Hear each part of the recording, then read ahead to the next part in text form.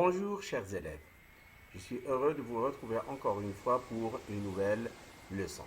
Aujourd'hui, on fera une activité de langue, plus précisément grammaire, et on parlera des compléments circonstanciels.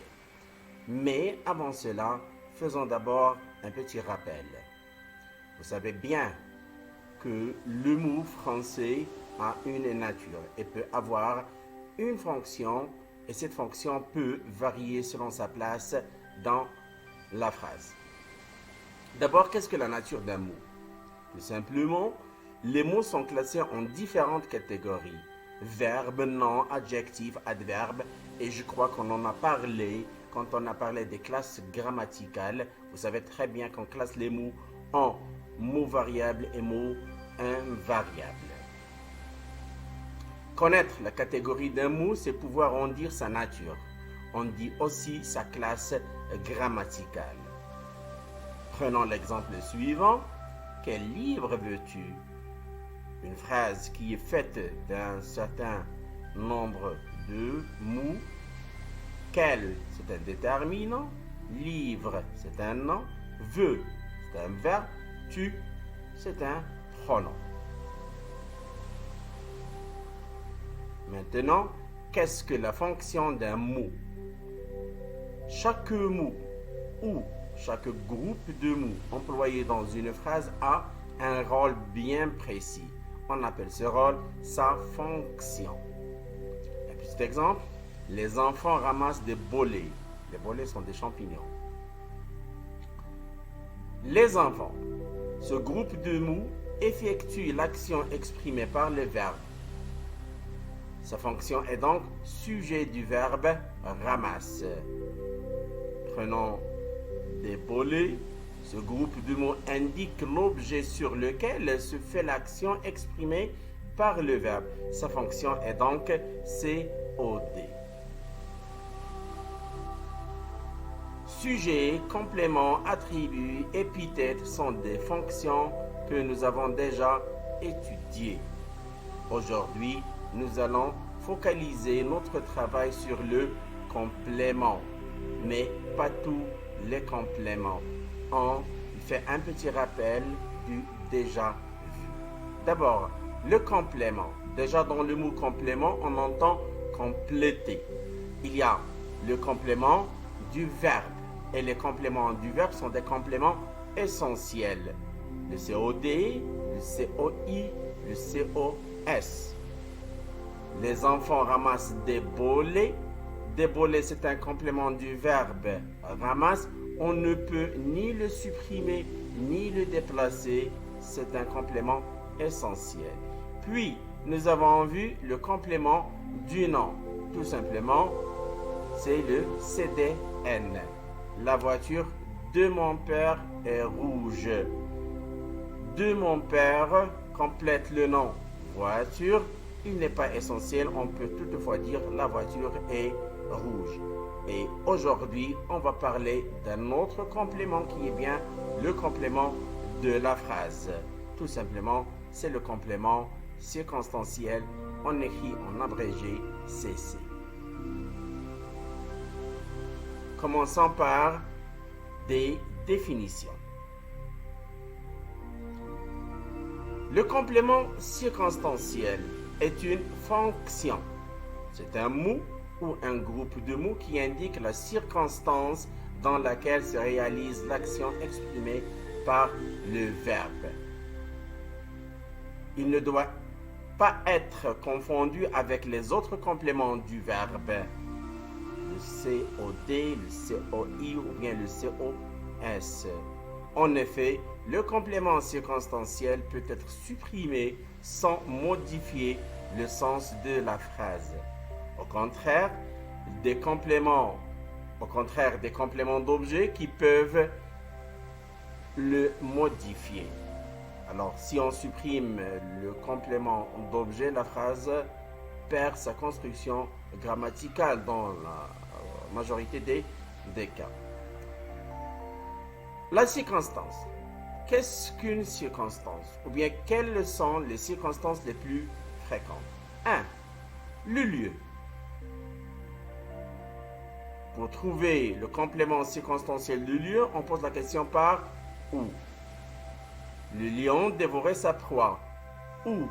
Près d'un baobab.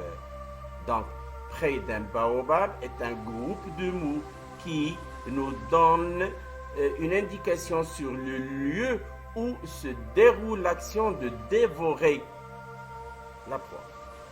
C'est un complément circonstanciel de lieu.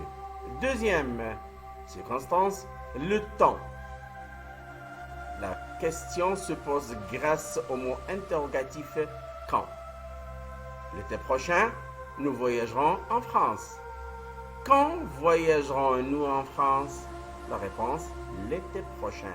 Donc l'été prochain, complément circonstanciel de temps. La manière, tout simplement, quand on dit manière, c'est la façon. Et on pose la question par comment. La voiture avance. Comment? Lentement. Lentement, complément circonstanciel de manière. La cause. On pose la question par pourquoi. Quelle est la cause qui a poussé à faire cette action? Ils ont agi par jalousie. Par jalousie indique un complément circonstanciel de cause. Le but. Pour quoi? Ou bien pour obtenir quoi? Regardez bien, ce n'est pas attaché. Pour quoi? Ils travaillent pour s'enrichir. Quel est leur objectif? Quel est leur but de travailler? Le moyen.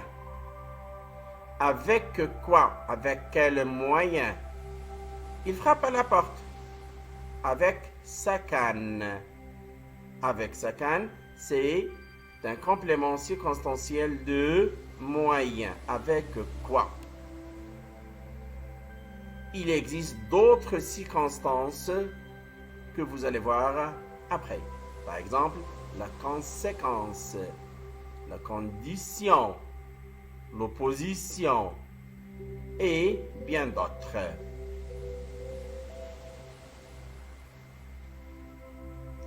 Les compléments circonstanciels peuvent souvent être déplacés. Avec beaucoup de soin, l'araignée tisse sa toile dans le grenier chaque jour. Avec beaucoup de soin, complément circonstanciel de manière. Dans le grenier, complément circonstanciel de lieu. Chaque jour, complément circonstanciel de temps. On va les déplacer et on va voir si la phrase aura toujours un sens. L'araignée tisse sa toile avec beaucoup de soin chaque jour dans le grenier. Il y a un sens, pas de problème. Ils peuvent également être supprimés. L'araignée tisse sa toile. Ils peuvent être supprimés. Pourquoi? Parce que ce sont des compléments de la phrase. Nature des compléments circonstanciels. Différentes classes grammaticales peuvent occuper la fonction cc. 1. Un nom ou un groupe nominal. 2. Un adverbe. 3. Un verbe au gérondif. 4. Un groupe à l'infinitif. 5. Un groupe nominal prépositionnel. 6. Une proposition. Exemple. Un nom ou un groupe nominal. Les invités arriveront ce soir. Ce soir, un groupe nominal. Un adverbe. La tortue avance lentement. Un verbe au gérondif. Il mange son repas en chantonnant. En chantonnant, c'est un gérondif. Un groupe à l'infinitif. Il fait une bise à sa mère avant de dormir. Avant de dormir, complément circonstanciel de temps, la nature et groupe à l'infinitif. Un GNP, un groupe nominal prépositionnel. À la tombée de la nuit, les bateaux arriveront. À la tombée de la nuit, complément circonstanciel de temps, une proposition. Nous sortirons quand la pluie aura cessé de tomber. Si on pose la question sur les circonstances, on dira nous sortirons quand, ou bien quand sortirons-nous? La réponse, quand la pluie aura cessé de tomber. Enrichissement pour finir la leçon. Prenons la phrase suivante. Les enfants vont à l'école. Où vont les enfants? À l'école. À l'école, c'est un GNP qui apporte une précision sur le lieu. Mais si on le supprime, la phrase perdra son sens. C'est un CEL, complément essentiel de lieu. Il existe d'autres compléments qui apportent des précisions sur les circonstances de l'action et qui sont essentiels. Un exemple, la réunion a duré 3 heures. On ne peut pas dire la réunion a duré. Les pronoms adverbiaux y et en peuvent remplacer des compléments de lieu. Exemple, demain, ils iront à Rabat.